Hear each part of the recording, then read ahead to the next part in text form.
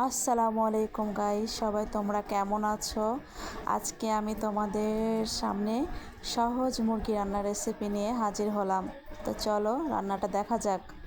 ফার্স্টে কড়াইয়ে পরিমাণ মতো তেল দিয়েছি, তারপর পেঁয়াজ কুচি, মরিচ কুচি, সাথে একটা রসুন দিয়ে এটা ভালো করে ভেজে নেব। লাল লাল করে মশলাটা লাল লাল করে ভেজে নেব।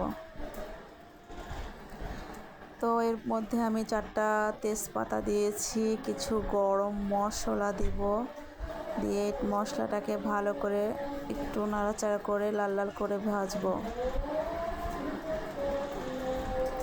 তো মশলাটা একটু ভাজা ভাজা হয়ে আসলে আমি এর মধ্যে গুঁড়ো মশলা অ্যাড করব। তো ফার্স্টে হলুদের গুঁড়ো, তারপরে মরিচের গুঁড়ো, আদা রসুন পেস্ট, একটু পানি দিয়ে মশলাটাকে ভালো করে কষিয়ে নেব। তো গরুর মাংসের মশলা যত ভালো করে বা যে কোনো মাংসের মশলা যেভাবে ভালো করে কষালে সেই মাংসের স্বাদটা দ্বিগুণ বেড়ে যায়। মশলার উপরে ডিপেন্ড করে আসলে মাংসের স্বাদ। তো আমি লবণ দিতে ভুলে গেছিলাম, ফার্স্ট পরে লবণ দিয়ে দিলাম। তো এই তো এখানে মুরগির মাংস বা 1 কেজি মতো মুরগির মাংস আছে, সেটা মাংসটা দিয়ে ভালো করে একটু নাড়াচাড়া করে তারপরে আলু দিয়ে দেবো। বাচ্চারা যেহেতু আলু খেতে পছন্দ করে, আলু দেওয়াই লাগে আমার মাংসতে। তো আলুটা দিয়ে নাড়াচাড়া করে ঢেকে দেব। এটাকে বারবার ঢাকনা ওঠাতে হবে এবং নাড়াচাড়া করতে হবে। মাংসটাকে ভালো করে কষাতে হবে কিছুক্ষণ সময় নিয়ে, প্রায় 20 মিনিটের মতো। এইভাবেই একটু পর পর করে ঢাকনা খুলে নেড়ে নেড়ে দেব।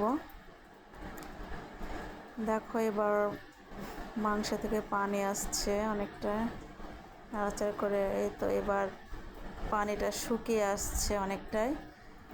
তো ভালো করে পর্যায়ে একটু নাড়াচাড়া করব। ভালো করে কষানো হলে তারপরে এখানে ঝোল অ্যাড করে দেব।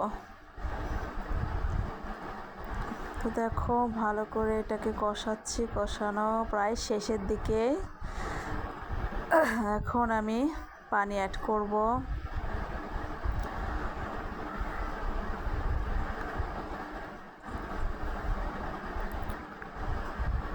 তো যাই যেমন ঝোল, যাই যেমন খেতে পছন্দ করো, যে পরিমাণ সে পরিমাণ পানি দেবে তোমরা। তো আমি তো ঝোল রাখবো না, মাখা মাখা টাইপের হবে আর কি, সেজন্য আমি একটু অল্প পানি দিয়েছি, জাস্ট সিদ্ধ করার মতো। ঢাকনা দিয়ে ঢেকে দিলাম এবং এটাকে ভালো করে রান্না করতে হবে। একটু পর পর দেখতেছি যে কী অবস্থা, আবার নেড়ে চেড়ে আবার ঢাকনা দিয়ে ঢেকে দেবো।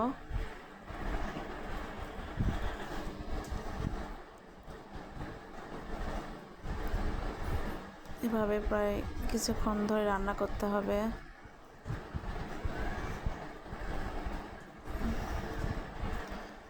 পরে আবার এসে তো পানি প্রায় শুকিয়ে গেছে, এরকম নামিয়ে নিতে হবে। তো তার আগে আমি একটু গুঁড়ো মশলা অ্যাড করে দেব। এই গুঁড়ো মশলাটা দিলে স্বাদটা বেশি বাড়ে এবং খেতে ভালো লাগে। তো দেখো ফাইনাল লুক। তো সবার যদি ভালো লাগে তো অবশ্যই একটা লাইক করো, আমার পাশে থেকো। আল্লাহ হাফেজ।